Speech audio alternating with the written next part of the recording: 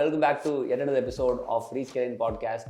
It's been quite a long since we shot the last video, and I think after a span of 3 to 4 months, we are kickstarting it again. But still, yeah, we are back in track again. We've been continuously creating content for multiple brands now. I think we evolved into a different set of deliverables for all our clients, including video production and all these new things that we're going to talk in this video. As you know, today the topic is going to be, I forgot to introduce Ram Keswan, who has been in North India for the past 1 month and is just joining us after quite a while. And how was the trip, Ram? Very good. Weather was very bad. Delhi was very hot. It's really hot compared to Chennai. People there were saying it's like, being in Dubai. But then once you come back to Chennai, you feel the same thing. So foreign investment is weather. We are bringing Dubai's weather into our country. And no, Dubai is being flooded. Okay. We are bringing Indian investment to Dubai. No, I just saw a post on Reddit that says, once again, I just saw it now. Not to scare anyone, but do you guys think there will be another cyclone or some other crazy flooding this year? I'm kidding. No, there, as of now, you go to the news, you just say natural calamities, world, go into news. I can assure you there will be 12 across the globe. Right. So it's happening every single day. It is happening. There are floods, there are So anything earthquakes, that you there say are can be a news. landslides. Yeah. Anything that you say about a country can be a news. But it has been not shown to our eyes. Maybe they are trying to cover up the issues of global warming. And yeah, so furthermore, I want to just talk about what we are going to discuss today. I think we started as a social media marketing company in 2017, where social media was in the nascent stage, and as we started progressing into different, so whenever a customer comes with a new requirement, that gets added to our list as a list of services that we offer. So that is how we started development. That is how we started website. That's how we started performance marketing that we are doing right now. And we started working with certain clients who had niche, so we understood a niche, and we started DMidva and DFinma and all that stuff. So more than that, I always think about the perception of our brand from the customers, and it typically involves how good of a customer experience we give them. So today I think there's a pivotal focus for customer experience across all the brands, because they all provide the same services. The only thing that differentiates them from the competitor is the experience that we offer, providing and the experience that we give. So we'll just start off with a brief understanding of how customer experience works. And since you are in the sales, you stand as a forefront of our brand's customer experience. So what can you say about a customer experience? So first thing what I understood once we started going for sales, the way how a person treats a customer defines the entire business. All good businesses, if we see, all especially hospitals that I have visited recently, any hospital which had its AC on throughout had good crowd. True. I was always thinking whether it was vice versa. It is on because there are so many patients. But then when you look deep, these people invested on customer experience. Right. They wanted their customers to feel good. It was an investment that these hospitals made. Right. So basically, a customer experience, or CX in the current marketing term, means how a customer feels, or what are all the emotions, physical, mental, that a business is able to give to the customer during the entire purchase and the consumption of the service or the product. And post-purchase also. Like what they advocate about the brand. Everything. So take for example, let's say, simple example can be Pothys or any store in Chennai, a big store in Chennai, fashion store in Chennai. So the customer experience should be, once you go inside, the air that comes in, the cold air that comes in. People go into all these places just for the traditional namaste they put it. So all of these are the customer experience. So all this may not be added to your product, but it influences your customer to buy your product. There are certain companies that do customer experience really good, and there are some that do it really bad.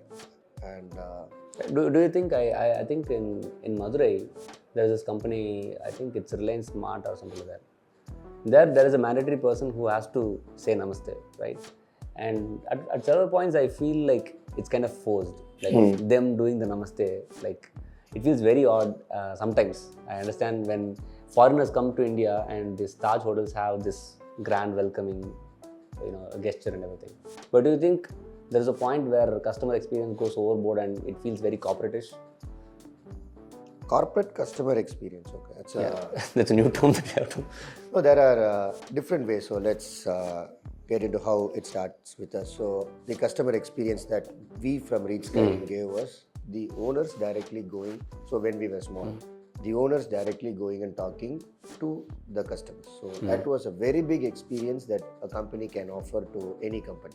The most personalized interaction with the company. Yeah. So you can directly talk to the stakeholder, talk to a person who is involved in your business, and this business is the owner.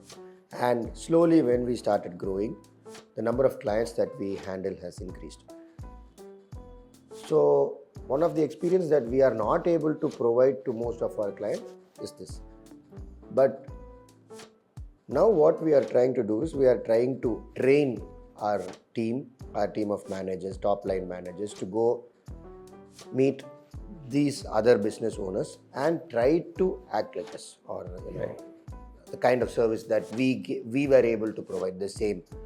But this ownership, I have seen it lacking. No matter when you pass it on. When we pass it on.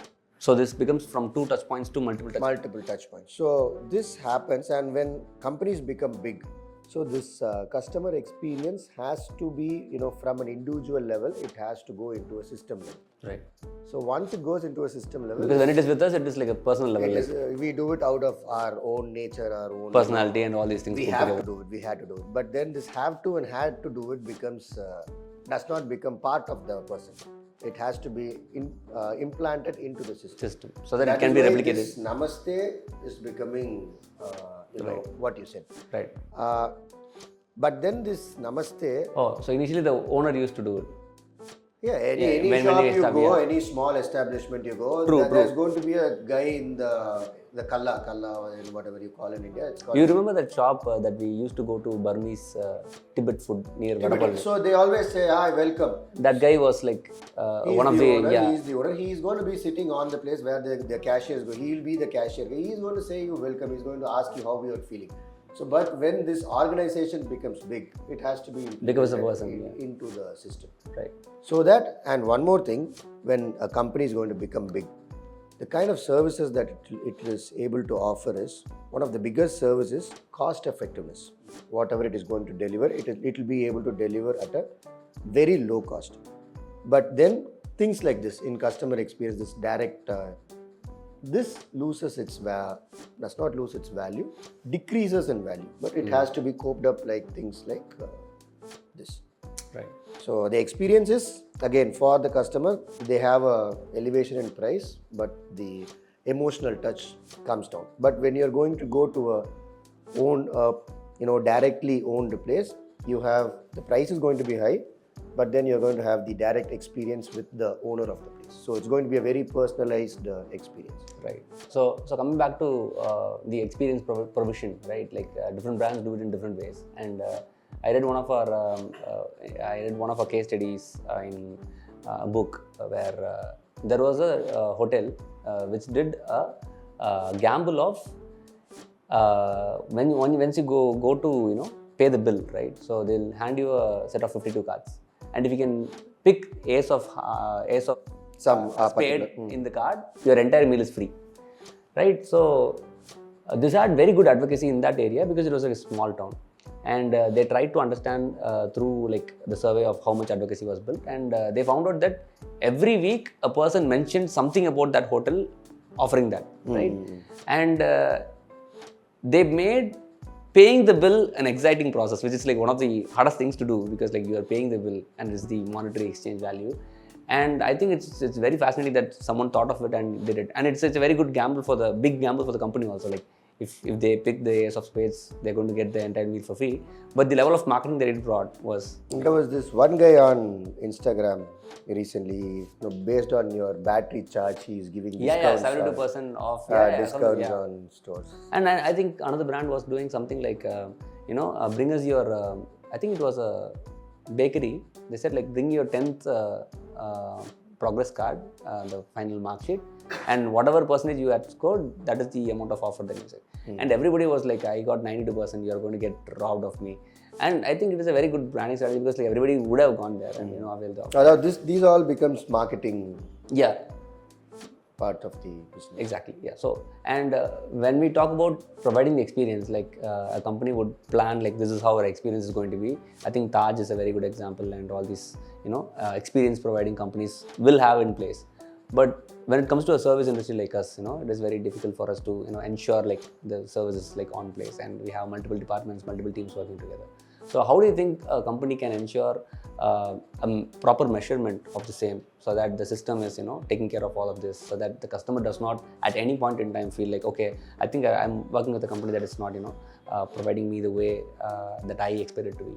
How do you think we can? So first, let's go with products first, before going to service. So products, we can easily understand by the number of purchases, the amount of time that a person is going to take to make the purchase. So the customer experience basically for the product would be to motivate him for the purchase, and again motivate him to advocate the purchase. It is, for example, giving a 20% discount might be something, a scratch card, a coupon. The most easiest way of, When it is a service, the only way to measure it is through direct sentiment analysis from your end customer.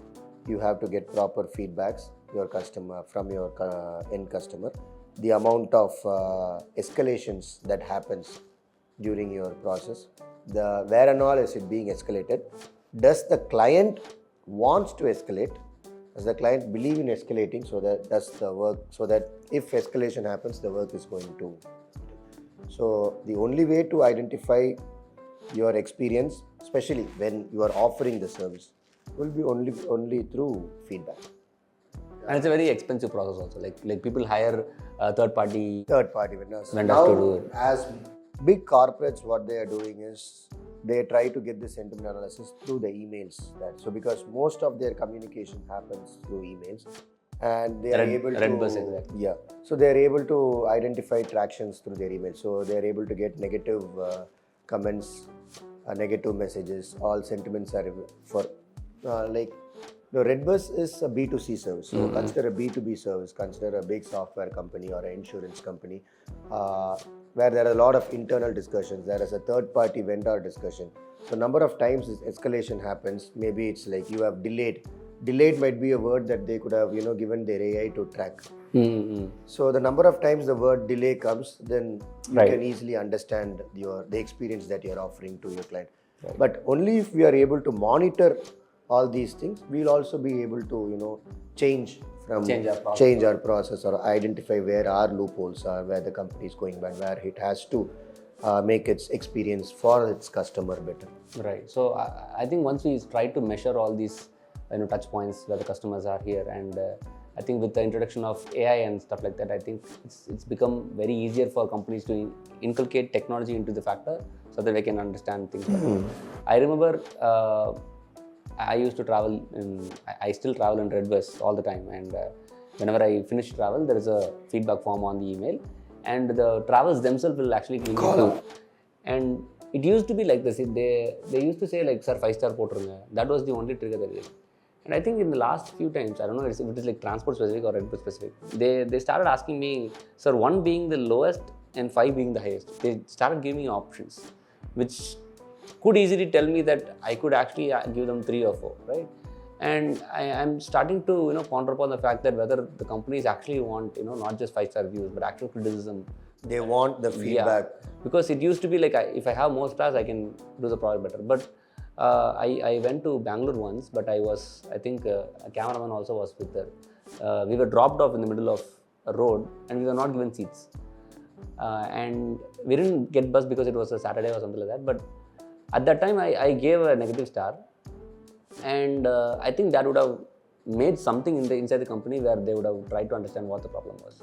So I think now brands are trying to shift their focus towards not just getting reviews but actual criticism. Feedback. Yeah, feedback which is more valuable to the company. Like I can have 100 fake reviews and have a shitty product, and I can have 20. Now, as a PR agency, we understand how easy it is to make manipulate and stuff like five-star that. reviews, but to get real customer insights, what your customer feels about you is the toughest. Yes, I think it works for the brand in the long run, not just having a short-run feedback about the brand. So once you start measuring and all this put together, how do you think technology assists in the process? So basically, touch points and. We'll take Demedo as an example. I think we have. We have spoken about physical touch points previously. We have spoken about the amount of brochures, the videos, number of marketing collaterals. But the current day audience, the new generation audience, most of their CX happens digitally. So one of their biggest CX factor is a community that revolves digitally. So take for example, we are working with colleges. One big CX factor for the college was their social media pages. So a new person, I want to enroll into this college. So he has seen the advertisement. So that is the first touch point that he is getting in touch from the with, brand. Yeah. From the brand.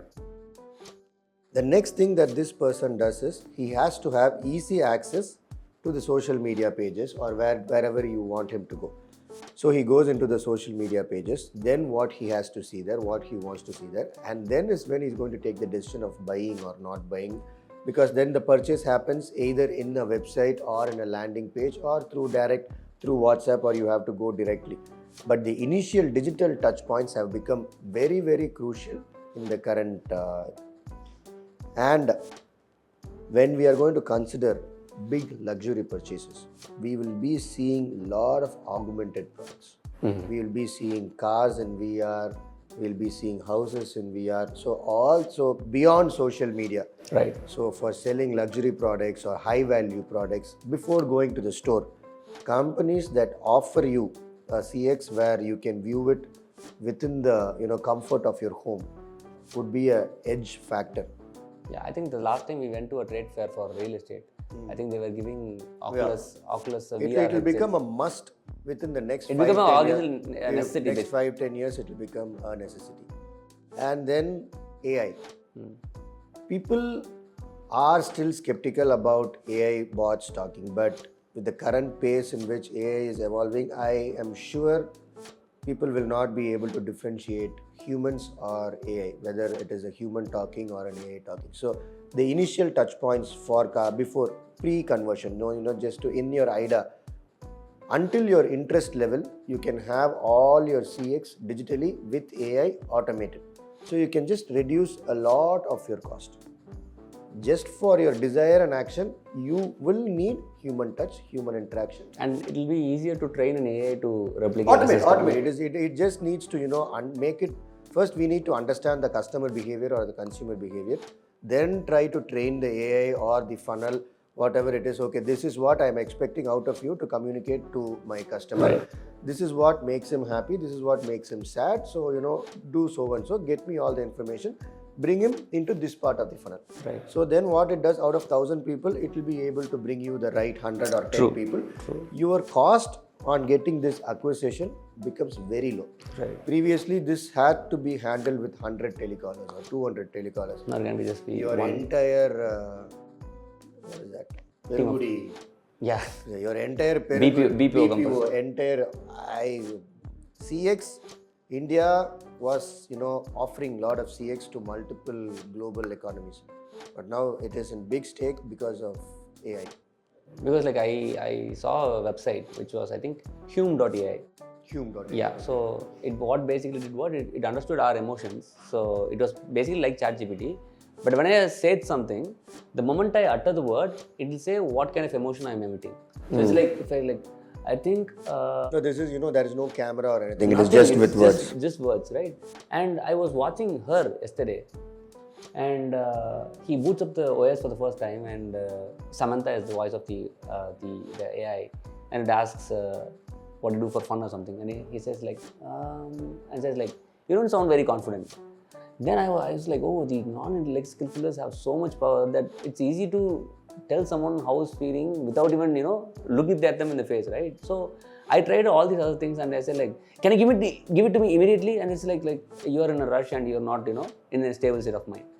So I thought like when telecalling becomes this AI taken over, I think it will reduce a lot of processes and it can have a trigger that says like, what is a triggered customer going to hear when he is in this emotion, right? And I also saw a video of Will Smith as an interview, and there was a chart at the side, and like every time he does this and he smiles and everything, the graph just real time it moves, based on what he is experiencing. So I think a lot of CX in the future is going to be very data oriented, and I'm sure Amazon, all these big companies are even Already using it right now. and I think they would also even when I'm shopping, I think they are They are viewing your eye, everything, Viewing your eye eyeballs movement, face movement, everything. So they know whether it is a fake purchase or actual purchase. whether my pupils are dilating, whether I'm in love with the product, I hate the They product. know whether it is an addictive buying, Yeah. whether it is an impulsive buying. It knows. They meaning AI knows, and one they have now. It's not just knowing. We easily used to know. See, I am a salesperson. I knew it, but as data, I was not able to send it to the next level. Right. Now it is not just knowing. It is knowing, getting data, processing the data, and giving you an answer. And solution That to is how solve the much. problem. That is how much in your funnel AI can help in your CX. So on a personal note, like what do you think is the best customer experience you have seen from any brand, any institution or an organization? Personally. See, it's like based on the product or service. The first thing is always, the best purchase is when you have the owner there. The owner is also the consumer of the product. Only then it is. No, I'm asking you, what was your personal favorite customer experience that you have faced in your life? Anything, not just in India. That's it. My always. If so that I don't prefer going to big hotels, luxury hotels. I prefer going to a homestay where it is, because that is the experience that I like. Right. It is more of, and that is what the experience will become the most expensive experience In the near future, yeah. because everything is going to be done by AI. So this actual care, this actual emotion is going to be the toughest thing and the worst part is there is a generation of people who are growing without actually, being loved. Right. Most of their love is through mobile phones, is through, the video that they consume. Most of their time that they put are on the screen, digital screen. Screen time, yeah. So when these people grow up, physical love, emotional love from an actual human being will be a very, very expensive experience that we can offer. The most personalized customer experience. Most personalized and customized. Personalized experience. Yes, it should be personalized and customized. Customization can be done through AI. Because it will be able to identify what your needs are, what you want. It So knows becomes, your data. it becomes knows a your qualifying data. factor before it goes to a human. So then it can give you that message. This person likes so and so things, does so and so things. So, but then when this personalized interaction. So what you're saying is basically it becomes like an SEO report that we generate for the person. Yeah. And it's like, Rather than gets for triggered. a website, we will be able to track every individual. Real Not time. we will be. We should be. Real There time. is a difference. We should be able to track every individual and give every individual a different experience. Right. That is how much marketing should evolve or is evolving. Right. And are we at the pace that it's going to be achieved in 2030? Do you think so? 2030, yes. Yes, probably. Probably. Because I have been seeing videos of robots serving. There are just unmanned hotels. Hotels and everything. Unmanned hotels, unmanned stores. So very soon, all these men need jobs. And all the jobs that we are going to train them is to give personalized experience to customers. Right. And I think we can conclude it at one point where we can talk about all this stuff in the next video as well. So if you take in the future of customer experience, right, what should companies do? Like you can give it as a takeaway or something that they should ensure so that their business is on point, so that we tell them the emphasis of the importance of customer experience rather than just the product. Indian companies, from my experience, integrity is one thing. What you promise to your customer, do deliver it to your customer. We are losing 2 people because of this. Yeah. So integrity is the most important thing, and delivery time. So this is where Chinese and Indians, we are really at war. When it comes to the business landscape, we are at war. People may think it is political rivalry or anything, but the actual reality is we are at a business war. The globally economic war is the biggest thing that is happening.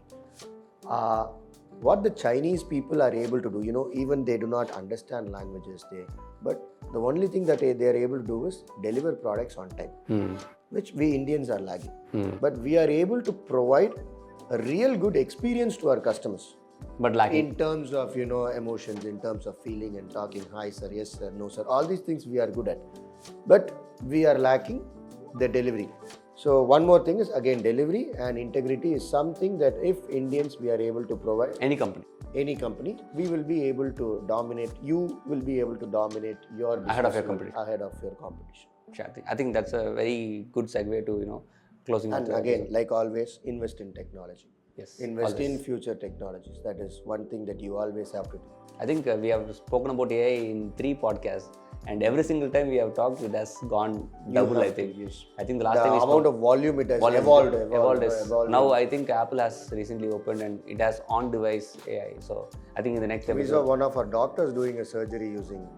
Vision Pro, Apple Vision Pro. Yeah, so it's going at a rapid pace, and I think that's pretty much what we wanted to communicate in this video. Thank you so much for watching this video, and I think we delved into a lot of topics, and we'll definitely have a part 2 because there's a lot more to cover. Thank you so much. This is Guhan and this is Ram signing off. Take care. Bye.